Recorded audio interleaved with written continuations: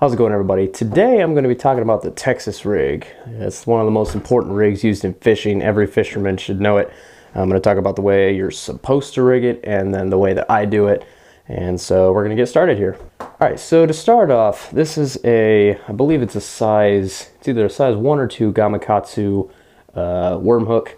I use these for just about everything. I use the Texas rig for my lizards, worms, craws, you name it.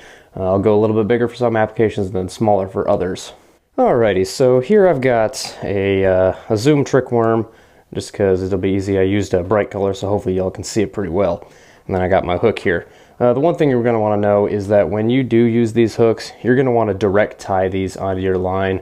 Swivels typically don't tend to hold the bait very well, so I like to direct tie mine. And as you know, to start off, you're going to put the hook in the top, and then you're going to want it to go out the bottom. So this is going to be the bottom of the worm. So I'm going to put it in through the top here.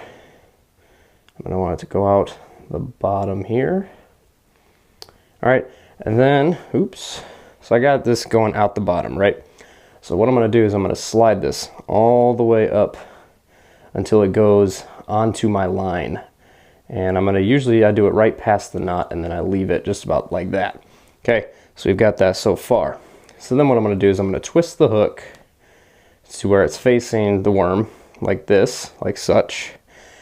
And then the way that you're supposed to do it is you take the hook and you put it just inside the worm. And I know that's not the prettiest Texas rig there, but that's the basics of your Texas rig. That's the way you're going to want to do it.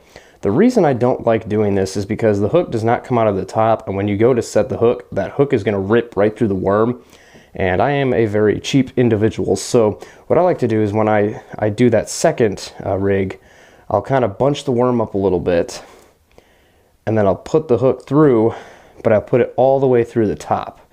I don't know if you can see this. I put it all the way through the top here, and I let the hook sit on top of the worm like that. So when I go to set the hook, that hook is already on top of the worm and it's not going to tear the worm as much. And so that's the way I use my Texas rig. I'll usually be able to get, for the average zoom trick worm, I can usually get about 6 fish off of one of these. I basically use my worm until it's falling off of the hooks and to a point where it really doesn't stay on anymore.